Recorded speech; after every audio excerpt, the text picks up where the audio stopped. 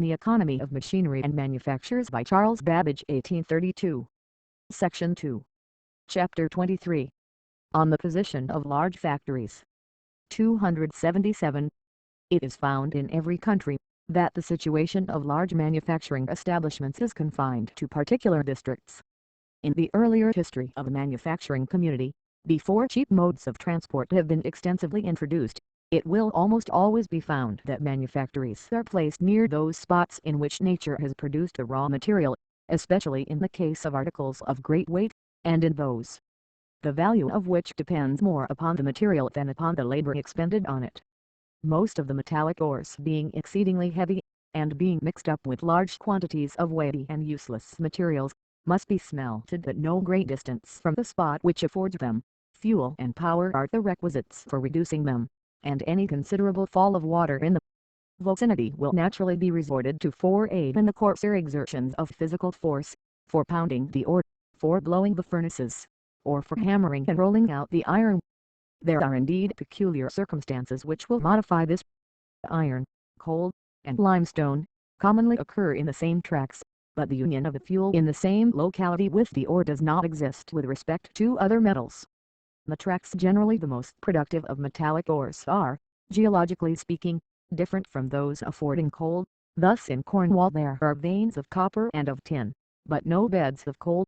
The copper ore, which requires a very large quantity of fuel for its reduction, is sent by sea to the coalfields of Wales, and is smelted at Swansea, whilst the vessels which convey it, take back coals to work the steam engines for draining the mines, and to smelt the tin, which requires for that purpose a much smaller quantity of fuel than copper.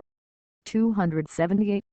Rivers passing through districts rich in coal and metals, will form the first high roads for the conveyance of weighty produce to stations in which other conveniences present themselves for the further application of human skill. Canals will succeed, or lend their aid to these, and the yet unexhausted applications of steam and of gas hold out a hope of attaining almost the same advantages for countries to which nature seemed for ever to have denied them. Manufactures, commerce, and civilization always follow the line of new and cheap communications. 20 years ago, the Mississippi poured the vast volume of its waters in lavish profusion through thousands of miles of countries, which scarcely supported the few wandering and uncivilized tribes of Indians.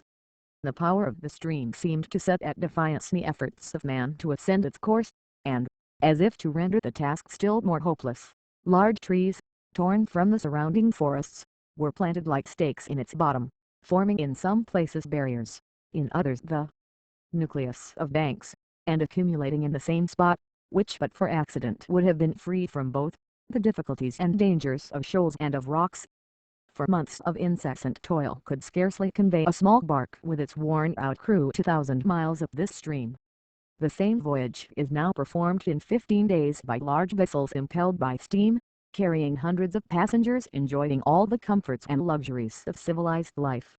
Instead of the hut of the Indian, and the far more unfrequent log house of the thinly scattered settlers, villages, towns, and cities have arisen on its banks, and the same engine which stems the force of these powerful waters will probably tear from their bottom the obstructions which have hitherto impeded and rendered dangerous their navigation. 279. The accumulation of many large manufacturing establishments in the same district has a tendency to bring together purchasers or their agents from great distances, and thus to cause the institution of a public mart or exchange. This contributes to diffuse information relative to the supply of raw materials, and the state of demand for their produce, with which it is necessary manufacturers should be well acquainted. The very circumstance of collecting periodically, at one place, a large number both of those who supply the market and of those who require its produce, tends strongly to check the accidental fluctuations to which a small market is always subject, as well as to render the average of the prices much more uniform. 280. When capital has been invested in machinery, and in buildings for its accommodation, and when the inhabitants of the neighborhood have acquired a knowledge of the modes of working at the machines, reasons of considerable weight are required to cause their removal. Such changes of position do however occur, and they have been alluded to by the Committee on the Fluctuation of Manufacturers' Employment, as one of the causes interfering most materially with an uniform rate of wages. It is therefore of particular importance to the workman to be acquainted with the real causes which have driven manufactures from their ancient seats.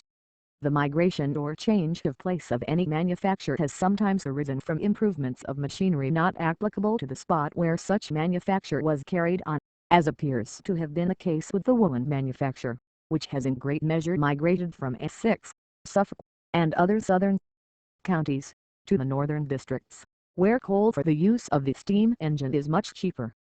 But this change has, in some instances, been caused or accelerated by the conduct of the workmen, in refusing a reasonable reduction of wages, or opposing the introduction of some kind of improved machinery or process, so that, during the dispute, another spot has in great measure supplied their place in the market. Any violence used by the workmen against the property of their masters, and any unreasonable combination on their part, is almost sure thus to be injurious to themselves. 281. These removals become of serious consequence when the factories have been long established, because a population commensurate with their wants invariably grows up around them. The combinations in Nottinghamshire, of persons under the name of Laudites, drove a great number of lace frames from that district, and caused establishments to be formed in Devonshire.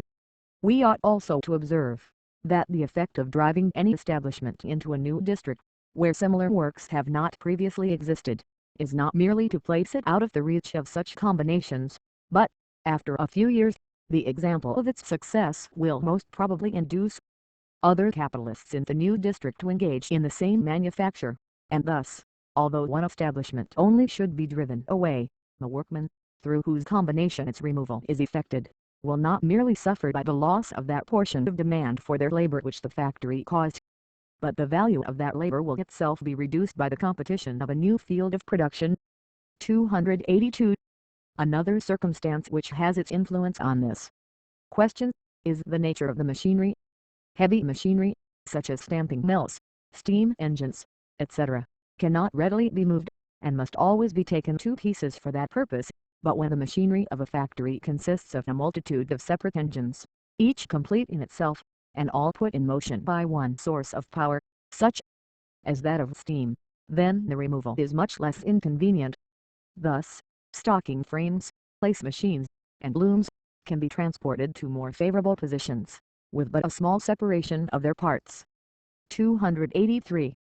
It is of great importance that the more intelligent amongst the class of workmen should examine into the correctness of these views, because, without having their attention directed to them, the whole class may, in some instances, be led by designing persons to pursue a course, which, although plausible in appearance, is in reality at variance with their own best interests. I confess I am not without a hope that this volume may fall into the hands of workmen, perhaps better qualified than myself to reason upon a subject which requires only plain common sense, and whose powers are sharpened by its importance to their personal happiness. In asking their attention to the preceding remarks, and to those which I shall offer respecting combinations, I can claim only one advantage over them, namely, that I never have had, and in all human probability never shall have, the slightest pecuniary interest, to influence even remotely, or by anticipation, the judgments I have formed on the facts which have come before me. Notes. 1. The amount of obstructions arising from the casual fixing of trees in the bottom of the river, may be estimated from the proportion of steamboats destroyed by running upon them. The subjoined statement is taken from the American Almanac for 1832. Between the years 1811 and 1831, 348 steamboats were built on the Mississippi and its tributary streams. During that period 150 were lost or worn out. Of this 150, worn out 63 lost by snags, 36 burnt, 14 lost by collision, 3 by accidents not ascertained, 36 or nearly one-fourth, being destroyed by accidental obstruction. Snag is the name given in America to trees which stand nearly upright in the stream with their roots fixed at the bottom. It is usual to divide off at the bow of the steamboats a watertight chamber, in order that when a hole is made in it by running against the snags, the water may not enter the rest of the vessel and sink it instantly.